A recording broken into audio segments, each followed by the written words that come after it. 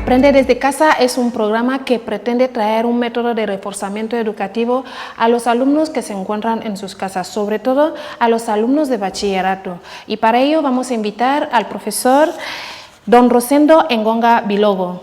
Soy profesor de Química, diplomado universitario en Ciencias Básicas y técnico en Contabilidad Superior. De tal manera que el objetivo principal que estamos persiguiendo con este programa no es hacer una competencia intelectual con nuestros queridos telespectadores, sino más bien intentar procurar que nuestros alumnos, en especial los del bachillerato, intenten familiarizarse con estos conceptos que han estado aprendiendo con los profesores en el proceso de enseñanza-aprendizaje en el aula, de manera que este va a ser el objetivo principal que vamos a perseguir con este programa, de tal manera que yo como profesor de Química voy a centrarme especialmente en los conceptos relacionados con la materia de química. Ya después de mí habrán otros compañeros que se van a centrar en las asignaturas como matemáticas, otros se van a centrar en las asignaturas como lengua y literatura y así sucesivamente. Muchas gracias, don Rosendo, por estas explicaciones breves. Decirles a ustedes desde casa que recuerden que vuestra educación es nuestra prioridad. El concepto de la estequiometría. Entonces, dentro de este capítulo, o este primer programa, en la estequiometría, para hablar de la estequiometría, obligatoriamente tendremos que definir el concepto de lo que es una reacción química. A raíz de las reacciones químicas, vamos a desarrollar los diferentes métodos de ajustes que se aplican en la química para poder cumplir con la ley de conservación de la masa de Lavoisier de las reacciones químicas. Entonces, de los diferentes métodos de ajustes, vamos a estudiar cómo ajustar las reacciones químicas por el método de tanteo, vamos a ver cómo se pueden ajustar las reacciones químicas por el método de los coeficientes indeterminados, vamos a ajustar las reacciones químicas redox, las reacciones químicas normales por el método redox, vamos a ajustar también las reacciones químicas por el método ion-electrón dentro del medio ácido y del medio básico. Ya a raíz de los diferentes métodos de ajustes de las reacciones químicas, vamos a incorporar el concepto o el desarrollo de lo que es el ciclo de Born-Haber, que es un apartado que siempre he podido observar que aparece en la mayoría de las pruebas de selectividad. Y lo que más me suele preocupar y me suele molestar es que casi todos los alumnos no suelen tener la capacidad de realizar el ciclo de Born-Haber con una claridad y una perfección para que más o menos se puedan sacar una puntuación en este apartado. Entonces será necesario que incorporemos el concepto de lo que es el ciclo de Born-Haber dentro de las reacciones químicas. Pero principalmente a priori, en este primer programa, nos vamos a limitar solamente en la introducción de la estequiometría y ultimar hasta lo que es el ajuste de las ecuaciones químicas por el método de tanteo. Ya a raíz de los demás programas iremos viendo los diferentes métodos de ajustes y también incorporar, como dijimos, el ciclo de Born-Haber, ver cómo se van desarrollando estos diferentes procedimientos que se llevan a cabo antes de la formación de un compuesto en una reacción química. Bien, entonces, como iba diciendo, para hablar de lo que es la estequiometría, es necesario que definamos primero el concepto de lo que es una reacción química. Entonces, ¿qué vamos a entender como reacción química? La reacción química se entiende como un proceso natural o artificial que culmina con la transformación de una sustancia en otras con propiedades físico-químicas distintas a las iniciales. Querido telespectador, repita conmigo, reacción química, proceso natural o artificial, porque hay reacciones químicas que se generan de manera espontánea por la misma naturaleza, estas son las reacciones químicas naturales, pero existen también reacciones químicas artificiales, que son aquellas reacciones químicas que se llevan a cabo en los laboratorios. Entonces, la reacción química la definimos como un proceso natural o artificial que culmina con la transformación de unas sustancias a otras con propiedades físico-químicas distintas a las iniciales. ¿Estás conmigo? Entonces, le voy a coger un pequeño ejemplo práctico para hacerle entender todo el desarrollo que acabamos de dar aquí a través de este concepto o esta definición. Entonces, vamos a ver la reacción química de formación del agua. El agua, que es el elemento básico de vida que todos nosotros conocemos, indispensable para el metabolismo de los seres vivos. Entonces, el agua, por si no lo sabías, se forma a raíz de una reacción química, en donde reaccionan o se relacionan desde un principio dos moléculas, una molécula de hidrógeno y una molécula de oxígeno, o sea, 2 moléculas. Vamos a ver el ajuste de las reacciones químicas más tarde. Entonces, por el momento, vamos a intentar dar esta explicación primordial. Entonces, el agua se forma a raíz de la molécula de oxígeno y la molécula de hidrógeno. Entran en reacción estas 2 moléculas para formar la molécula del agua. Entonces, estas 2 moléculas, si analizamos primero su estado de agregación, vamos a ver que la molécula de oxígeno se encuentra en el estado gaseoso. La molécula de hidrógeno también en el estado gaseoso. Pero vemos que a raíz de la relación que se establece entre estas 2 sustancias, obtenemos una sustancia final con un estado de agregación diferente a las sustancias iniciales, porque todos nosotros conocemos que el estado de agregación del agua es el estado líquido. En la naturaleza principalmente el agua se presenta en estado líquido. Entonces vemos que en este proceso se ha producido una reacción química. ¿Por qué? Porque nuestras sustancias iniciales, al relacionarse, al entrar en reacción, han acabado obteniendo o dando origen a una sustancia con características físicas y químicas distintas a las iniciales. Ya cuando pasemos a las ecuaciones químicas veremos con más detalle e intentaremos profundizar un poco más la definición que estamos dando aquí. Entonces, esta es la reacción química. Entonces, esta ha sido una definición teórica. Ahora vamos a pasar a la práctica. Bien, entonces, como les iba diciendo, las reacciones químicas ya en la práctica, cuando cogemos el papel y el bolígrafo, se representan prácticamente mediante ecuaciones químicas. Las ecuaciones químicas son, como quien diga, la fórmula práctica para poder representar el proceso de una reacción química. Entonces, para que podamos entender en qué consisten las ecuaciones químicas, vamos a tomar unos ejemplos de ecuaciones matemáticas, que son las que más o menos dominan mis telespectadores. Esta es una ecuación matemática. Todos nosotros sabemos que las ecuaciones matemáticas están compuestas por 2 partes principales. Una primera parte que llamamos primer miembro, que es la parte que se encuentra antes del signo de igualdad, y la segunda parte, que es el segundo miembro. Los términos que aparecen por detrás del signo de la igualdad. Esta es una ecuación matemática. Entonces, las ecuaciones matemáticas tienen algo de similitud con las ecuaciones químicas. Las ecuaciones químicas también estarán formadas por 2 partes principales. Una primera parte tienen similitudes, pero ojo, a diferencia de las ecuaciones matemáticas, las 2 partes que tenemos, un primer miembro y un segundo miembro de las ecuaciones químicas, no les vamos a separar con el signo de igualdad, sino mediante un vector. Esta es una de las diferencias que podemos encontrar entre las ecuaciones matemáticas y las ecuaciones químicas, porque recordar que esta igualdad, la información que nos están dando los matemáticos con esta igualdad, es que todo lo que tenemos aquí es exactamente igual a todo lo que tenemos aquí. De tal manera que a la hora de calcular la incógnita que tenemos aquí, que es la x, vas a ver que sustituyendo la incógnita dentro de estas variables, vas a obtener el resultado que obtengas en este primer miembro va a coincidir exactamente con el resultado que tengas en este segundo miembro. Por eso la interpretación matemática de esta ecuación es que esto es exactamente igual a esto. Pero esto no ocurre con las reacciones químicas. En las reacciones químicas tú no puedes entender que lo que tienes en el primer miembro es exactamente igual a lo que tienes en el segundo miembro, porque si recordáis, si nos remontamos un poco más atrás en la definición de reacción química, vamos a ver, y hemos dicho que la reacción química es un proceso natural o artificial de transformación. Las sustancias se transforman, las sustancias iniciales se transforman en otras con propiedades físico-químicas distintas a las iniciales. Por lo que en una ecuación química tú no puedes interpretar que el agua es igual al oxígeno, porque el agua y el oxígeno tienen propiedades químicas distintas.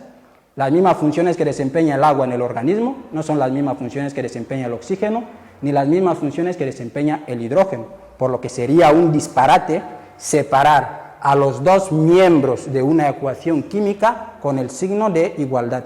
Siempre les vamos a estar separando con un vector, muy importante tener en cuenta eso. Entonces vamos a materializar la reacción de formación del agua, que definimos de manera teórica en la introducción. Entonces tenemos esto. lo voy a ajustar, ya más tarde lo ajustaré directamente, pero más tarde vamos a aprender el método de ajuste de las ecuaciones químicas. Entonces aquí tenemos 2, 2, 2 y 2. Entonces esta es la ecuación química que nos representa de manera práctica lo que es la reacción química de formación del agua. Entonces aquí nos están diciendo que en la reacción de formación del agua intervienen 2 moles de hidrógeno, reaccionan con 1 mol de oxígeno para dar como resultado a 2 moléculas de agua. Entonces, por la primera parte, en el primer miembro de una ecuación química, siempre vamos a estar colocando a los reactivos de la ecuación o de la reacción química. Los reactivos les colocamos siempre en el lugar en donde se encuentra el punto de aplicación del vector que separa los 2 miembros. Yo creo que mis telespectadores o los alumnos que han estado conmigo en cuarto, independientemente de que hayan estado conmigo, los que han pasado por cuarto, sabrán, conocerán las diferentes partes que intervienen en un vector, ¿a que sí? ¿Os acordáis? Punto de aplicación, dirección, intensidad o módulo y sentido, ¿a que sí? ¿Qué es lo que nos representa el punto de aplicación de un vector? El lugar de origen, ¿a que sí? Donde se inicia la fuerza. De tal manera que, como son estas 2 sustancias las que te han iniciado el proceso, o bien las que se están transformando para darte como resultado a esta sustancia final, entonces a estos reactivos, los que te inician la reacción, hay que estar colocándoles siempre en el lugar en donde tienes el punto de aplicación de este vector, porque este vector nos está informando algo. Nos informa que esta reacción química se ha iniciado a raíz de estas sustancias que tenemos aquí y nos ha conducido a la formación de estas 2 moléculas de agua. ¿Estás conmigo? Entonces, siempre hay que colocar las reacciones químicas de esta manera. Pero ojo, ya cuando lleguemos, si nos da tiempo, cuando lleguemos en el punto de equilibrio químico, vamos a ver que hay reacciones químicas que se suelen representar mediante 2 vectores también con sentidos contrarios, que ya será otra explicación, pero a priori vamos a empezar con conceptos un poco más sencillos. Esta es la ecuación química. Para que veas de manera práctica cómo se lleva a cabo o cómo se produce el proceso de transformación, voy a desarrollar la reacción que tenemos aquí. Recuerda que en esta reacción química hemos dicho que las sustancias que inician la reacción reciben el nombre de reactivos. ¿Estás conmigo? Entonces, en esta reacción química tenemos 3 reactivos, ya más tarde os explicaré el porqué. Tenemos 2 moléculas de hidrógeno, una primera molécula de hidrógeno gaseoso, que es el primer reactivo, una segunda molécula de hidrógeno gaseoso, que es el segundo reactivo, y una tercera molécula de oxígeno, que es el tercer reactivo. Ya, a raíz de este proceso de transformación, nos han dado como resultado una sustancia. Esta sustancia que se obtiene al final de la reacción química es la que vamos a denominar con el tecnicismo de producto. Sabéis que producto es sinónimo de resultado. Entonces, el resultado, la sustancia que se obtenga de una reacción química, técnicamente recibe el nombre de producto. En la química hay que utilizar tecnicismos. Entonces, aquí hemos obtenido 2 productos, es decir, 2 moléculas de agua, 2 productos de la misma molécula. Entonces, esto es lo que tenemos. Vamos a ir desarrollando un poco. Vamos a ir interpretando las partes que aparecen en la ecuación química. Entonces, en una ecuación química, ojo, muy importante, siempre y cuando que tengamos a una molécula gaseosa aislada en una ecuación química, seguramente muchos de mis telespectadores se habrán podido preguntar el por qué el profe está colocando a este átomo de hidrógeno un subíndice 2. ¿Por qué le está colocando a este átomo de oxígeno el subíndice 2? ¿A qué se debe todo esto que está haciendo el profe en la pizarra? Es muy importante entender todo el desarrollo que se lleva a cabo en una ecuación química. Muy importante, ojo, siempre y cuando, repito, que tengas a una molécula gaseosa aislada en una ecuación química, siempre hay que colocarle el subíndice 2. En otras palabras, las moléculas nunca las vamos a encontrar en la naturaleza de manera, las moléculas gaseosas, las aisladas, nunca las vamos a encontrar en la naturaleza en forma atómica. Todos los gases siempre se presentan en la naturaleza en forma diatómica, siempre moléculas aisladas o bien moléculas homonucleares, moléculas que están formadas por átomos del mismo elemento. Esta es una molécula homonuclear Esta es una molécula homonuclear porque está formado por átomos del mismo elemento, es decir, átomos de oxígeno. Sería algo distinto a esta, que aun siendo un gas, voy a sacar las gafas un poco porque me estoy calentando, que aun siendo un gas, esta molécula no cumple con la explicación que estamos dando aquí, porque no es una molécula aislada, es una molécula heteronuclear, una molécula formada por átomos de elementos distintos, no es molécula aislada. Esta es una molécula aislada o molécula homonuclear porque está formado por átomos del mismo elemento, átomos de hidrógeno. Molécula homonuclear porque está formado por átomos del mismo elemento. ¿Estáis conmigo? Molécula homonuclear, átomos del mismo elemento. Entonces, siempre que tengamos a una molécula gaseosa aislada u homonuclear, siempre hay que estar colocándole en una ecuación en forma diatómica, es decir, le colocamos siempre el subíndice 2, hay que colocarle siempre el subíndice 2, ¿estáis conmigo? Entonces le colocamos siempre el subíndice 2, entonces vemos que como el hidrógeno es una molécula homonuclear, está aislada, como es un gas, le colocamos el subíndice 2, nunca 3, ni 1, ni 4, siempre debe ser 2, los gases se presentan en la naturaleza en forma diatómica. Entonces tenemos al oxígeno también, le colocamos el subíndice 2, siempre. Fijaros en la reacción de formación de la sal común, para que entendáis lo que estamos explicando. Bien, entonces, como les iba diciendo, fijaros, en la reacción de formación de la sal común, esta sal que utilizan nuestras madres en la cocina para preparar nuestros alimentos, esta es su fórmula molecular. Entonces, en la reacción de formación de la sal común o cloruro de sodio, a ver si lo ajusto, 2 por aquí, 2 por aquí. Fijaros que a diferencia del cloro, al sodio no le estoy colocando un subíndice. Al sodio le estoy dejando en esta ecuación química en forma monoatómica. Es decir, se presenta en forma monoatómica. ¿Por qué? Porque el sodio es un sólido, es un cuerpo sólido. Entonces, este criterio solo se cumple en los gases. Siempre y cuando que tengamos a un gas en la reacción química, como dije, como en el caso del cloro, que en la naturaleza se presenta en forma gaseosa, su estado de agregación es el estado gaseoso, entonces el cloro, como se encuentra aislado, a este sí que obligatoriamente le debemos colocar un 2, y no al sodio, porque el sodio es un metal. ¿Estáis viendo la diferencia? Cuando tenemos metales, les dejamos en la reacción química con el subíndice 1, metales aislados. Cuando tenemos gases aislados, es necesario obligatoriamente representarles en forma diatómica, siempre. Entonces, fijaos la pequeña diferencia. Al sodio no le coloco subíndice 2, pero al cloro sí. Entonces, esta es nuestra reacción química. Entonces, si os fijáis, aquí estoy colocando unos numeritos por delante de los símbolos. Estos son subíndices. Estos subíndices lo que nos informan en la reacción química es la cantidad de átomos que forman una molécula de esta sustancia. Es decir, con este subíndice 2 nos están informando que una molécula de hidrógeno la forman 2 átomos de hidrógeno. Es la información que nos dan los subíndices que aparecen insertadas en las sustancias, en los elementos o símbolos de las diferentes reacciones químicas que podamos tener. Entonces, en esta molécula nos informan que una molécula de oxígeno la forman 2 átomos de oxígeno, una sola molécula. Es la información que nos dan los químicos con los subíndices que aparecen insertados en las sustancias.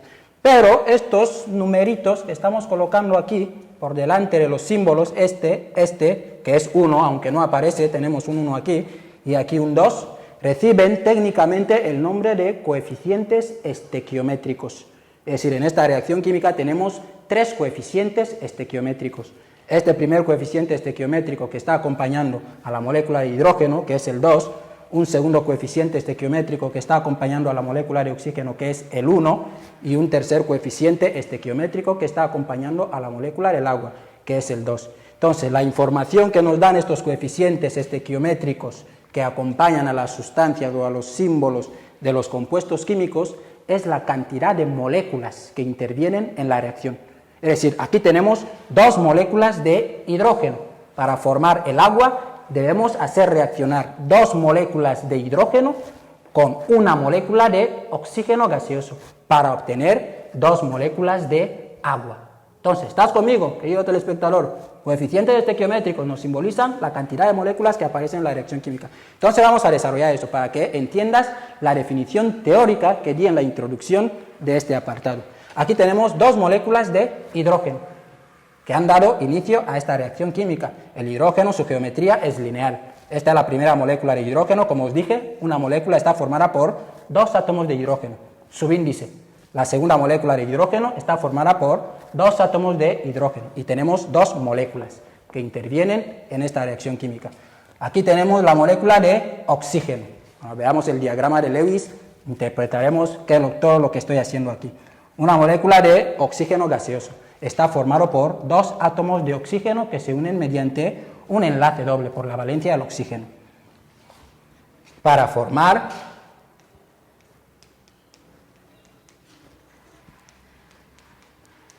dos moléculas de agua. Entonces, ¿qué es lo que ha pasado aquí? Lo que ha pasado, para que se lleve a cabo una reacción química, es necesario que se produzcan primero colisiones o choques entre las diferentes sustancias que intervienen en la reacción. Entonces, el oxígeno se acerca en el espacio con estas dos moléculas de hidrógeno y se chocan. Entonces, de estos choques o estas colisiones, estos enlaces, este doble enlace que une a estos dos átomos de oxígeno se va a desintegrar, se va a romper. Este enlace simple que une a estos dos átomos de hidrógeno se rompe también tras la colisión, igual que este enlace simple. Entonces tendremos aquí a un conjunto de átomos desintegrados que se encuentran libres en el espacio, en el lugar en donde se encuentran, en donde se está llevando a cabo la reacción química. Por lo que tendremos esto: una molécula de oxígeno libre, un átomo de oxígeno libre o bien un ion que se encuentra libre ya, otro segundo ion de oxígeno libre con sus dos enlaces, y aquí tendremos, tras la desintegración, este se queda libre, a ver si le separo un poco, este se queda libre, este se queda libre, este se queda libre y este se queda libre. Entonces, tras las colisiones se han desestructurado las sustancias. Entonces, ¿qué ocurre? Después de la desintegración, del desorden que se ha producido tras la colisión, se va a producir de inmediato una especie de reorganización nueva de las sustancias que se encuentran libres ahora en este espacio. Entonces, este ion de oxígeno que se encuentra libre aquí va a enlazarse con dos de los átomos de hidrógeno que tenemos aquí.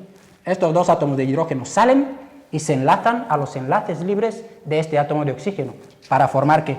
Una molécula de agua. Lo mismo ocurre con este átomo de oxígeno libre o este ion de oxígeno libre. Entonces, como tiene dos enlaces libres y las sustancias no les gusta estar en estado iónico en la naturaleza, entonces lo que ocurre es que este átomo de oxígeno, al intentar enlazar o completar su estabilidad, se va a unir con estos dos átomos de hidrógeno libre para formar ¿qué? Dos moléculas de agua. Entonces estamos viendo que este proceso que se está llevando aquí está cumpliendo con la definición teórica que dimos de las reacciones químicas. Proceso de transformación. ¿Quiénes se han transformado? Estas moléculas de hidrógeno y estas moléculas de oxígeno se han transformado. La palabra transformación significa cambio de forma. Se han transformado para formar unas sustancias, primero con estructuras distintas, porque vemos que la estructura de esta molécula del agua no es la misma que la estructura de la molécula de hidrógeno. La molécula de hidrógeno tiene una estructura lineal, pero sin embargo la molécula del agua tiene una estructura angular. Lo mismo que la molécula de oxígeno tiene una estructura lineal, en donde los átomos de oxígeno se unen mediante enlaces dobles. Sin embargo, la estructura del átomo de la molécula de agua es una estructura angular.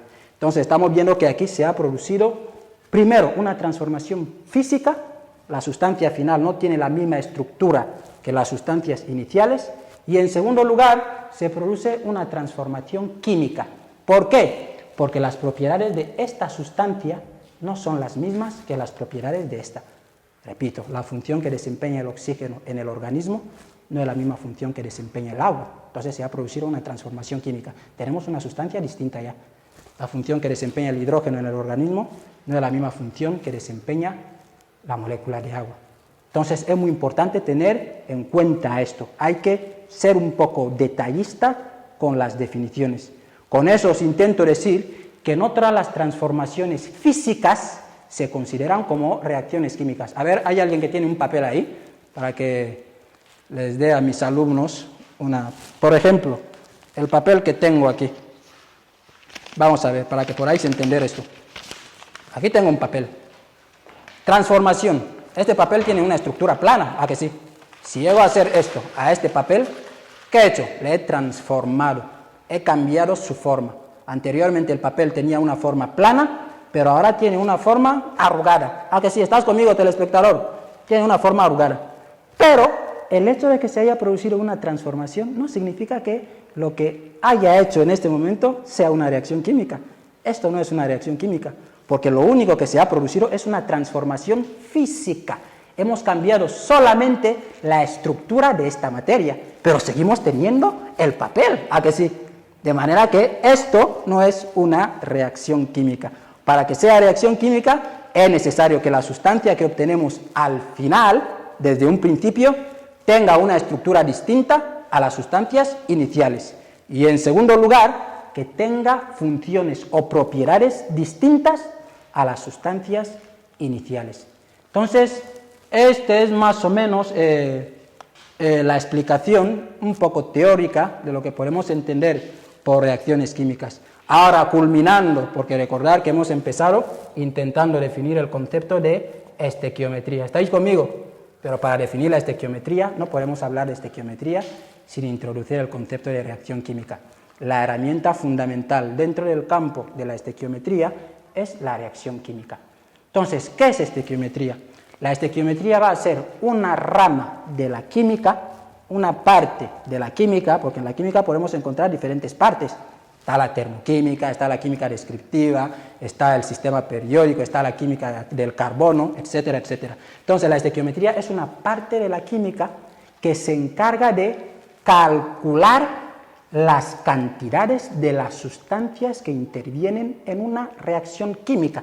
En otras palabras, si tú quieres conocer, por ejemplo, la cantidad de gramos de hidrógeno que te han permitido obtener las dos moléculas de agua, cuando tú lo estás calculando, los gramos de hidrógeno que te han participado en esta reacción química, estás dentro de la estequiometría.